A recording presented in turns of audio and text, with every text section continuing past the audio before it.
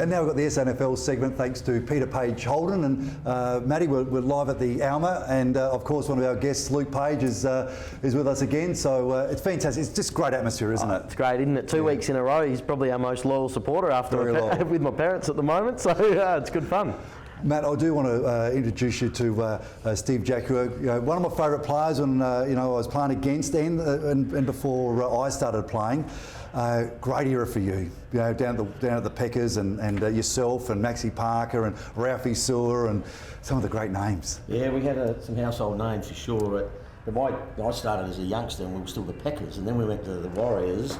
And of course, then my last year was the year of the amalgamation with West Torrens. So I actually played for one club, but one team at three different clubs. So 3 different club songs as well?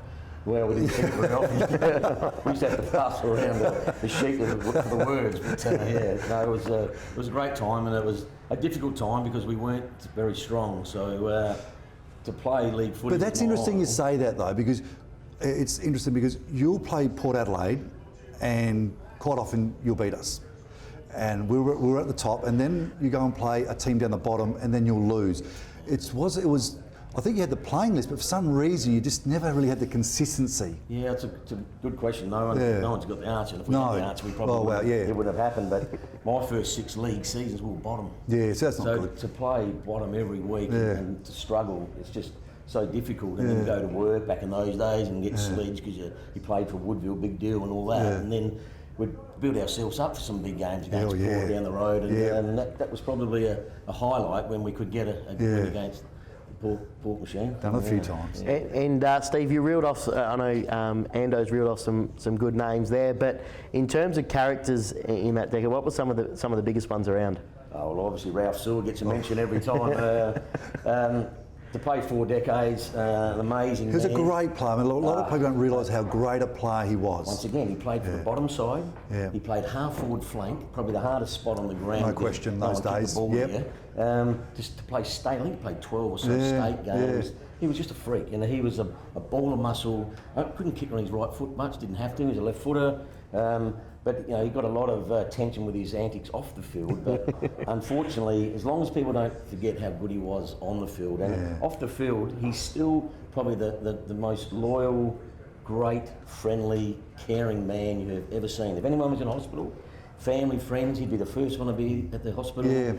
He's still feeding some of the past players food, and he's just retired from the fire brigade, and he's just a magnificent man. But he was certainly a character. But we had Maxie Park, and we had Lindsay Heavens, we had even Kevin Harris, who came from down from the Mount. He was off the field a very quiet man, on and off, but he could just, once you found these little intricacies that these guys did, they're amazing fellas, rippers. A couple of your great wins?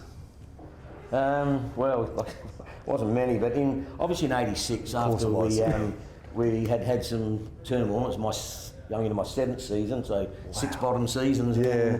Our first, I think we were bottom after the first 5 games, won 1 out of 4, and then we went on a roll and we ended up winning 13 out of 15 games to get beaten by Glenelg in the prelim. That's right, The whole state got behind us because we were everyone's second team. Yeah, very true, Which was terrible. We would rather be like Port, be hated because we were so good, but because we were a little bit average, everyone loved us and we got a win. So that '86, to get on that roll was an amazing feeling. And you beat us at Port at Footy Park by a point. Yeah. That was a cracking game. Yeah, so beat North in Port and just got beaten by Glenelg. So it was an amazing time at the club, and to go from the bottom to really enjoy some success. That was great. Yeah.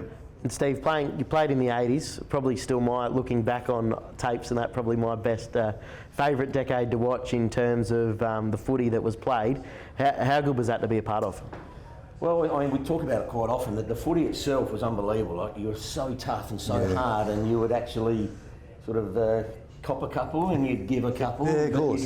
You went through an era where you could really go across that line and it was war. Yeah. But the greatest part was that off the field you could really mix with your opposition, and being Western suburbs, obviously we had Torrens next to us, West Adelaide, Glenelg, Port, and we could go to pubs and nightclubs and sort of kill each other on the field, sort of not quite love each other off, but we could certainly have a beer and enjoy our company. And I think the era then was an amazing era to be able to have that mix. Because I actually thought you were playing for us a couple of times at the Findon nightclub on a Monday night, by the way, Steve. Well,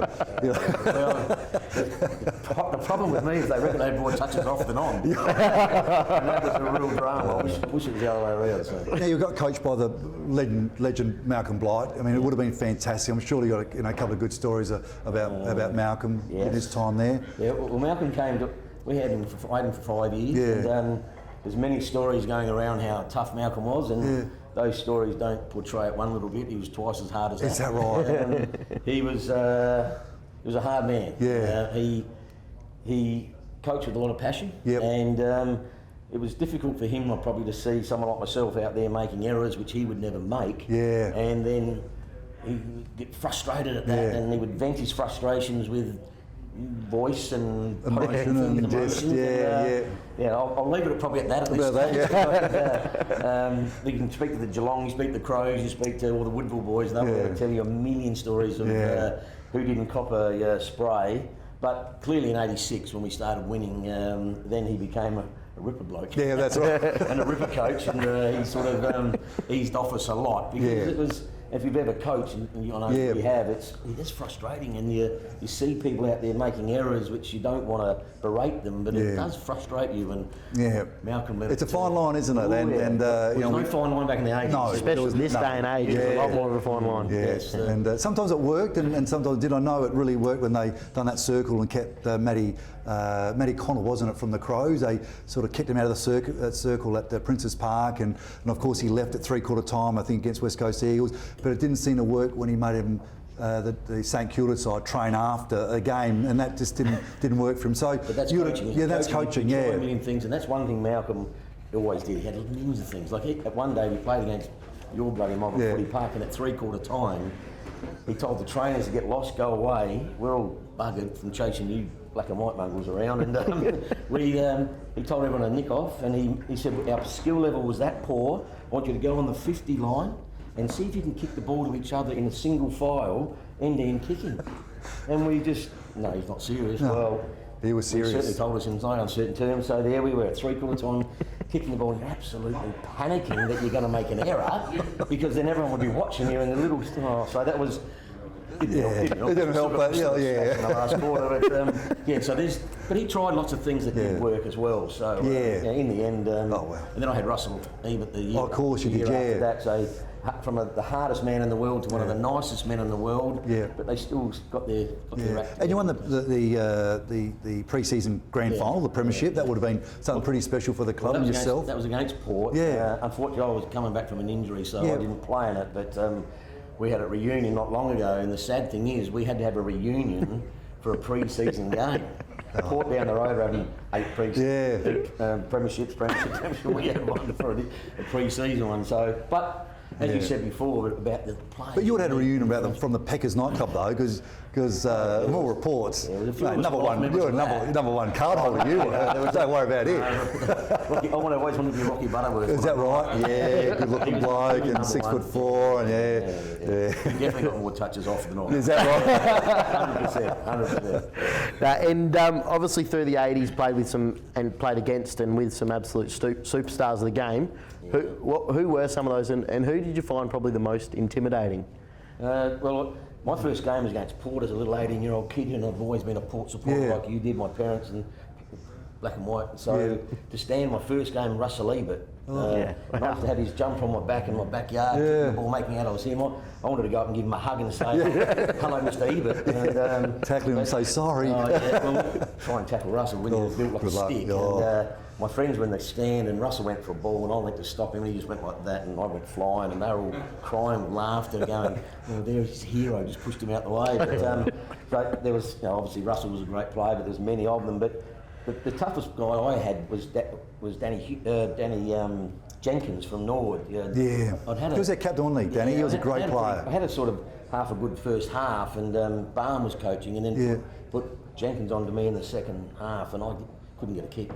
Just shadowed you. He wasn't the biggest bloke, but he was tough and he was hard, and I just couldn't get a kick after that. So he obviously his teammate McIntosh, he was tough as a He was tough. You're pretty tough, don't worry about it. You're in the same vein, let me tell you. Oh no, I just think when you grow up in those days, it's like a bit of a sink or swim. You got no choice. That when you get called upon, you've got to go. So. Fantastic. Steve, thank you so much for joining us. Thank I you. really appreciate it. Thanks, mate. Appreciate Before it. the bounce, thanks very much. See you back shortly.